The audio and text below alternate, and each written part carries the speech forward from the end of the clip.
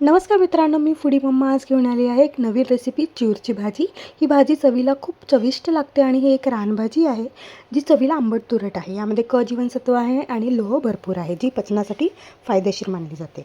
ही fresh भाजी आधी तोडून घ्या व्यवस्थित, कारण ही खूप अशी मुळ्यांसारखी असते, त्यामुळे ते आपल्याला तोडावी लागते आणि त्यातला कचरासुद्धा बाहेर काढावा लागतो. हातात घ्या एखादं, बघा मी त्यामध्ये जे मूळ लागलेलं आहे ते आपल्याला तोडून साईडला करायचं आहे आणि ती भाजी व्यवस्थित ठेवायची आहे. या भाजीला खूप माती लागलेली असते, त्यामुळे आपल्याला ही 5-6 पाण्याने तरी धुवून घ्यायची आहे, नाहीतर ती माती लागेल. ओके.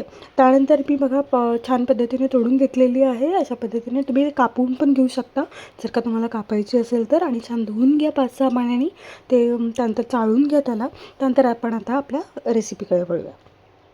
तर छान कांदे चिरून घ्या. टमाटर तुम्हाला लागत असेल तर टमाटर तुम्ही घेऊ शकता. तेल कढायला ठेवा, जिरा मोहरी फोडणी द्या, कांदे छान ब्राऊन होऊ द्या छान, आणि आपले तिखट मीठ मसाला टाका. त्यानंतर ही भाजी जी आपण आहे ती टाकून घ्या. त्यानंतर व्यवस्थितपणे 5 ते 10 मिनटं हिला छान वाफवून घ्या, कारण ही वाफवली तर ती व्यवस्थित चवीला लागते. ठीक आहे. मिश्र करून घ्या छान. मीठ, तिखट मीठ अंदाजानुसार टाका. त्यानंतर याला एक वाफ काढून घ्या 5 ते 10 मिनटांची. तोपर्यंत बघत राहा, खाली लागायला नको. ओके. आता आपण वाफ काढत आहोत. त्यानंतर बघा अशी छान झालेली आहे ही.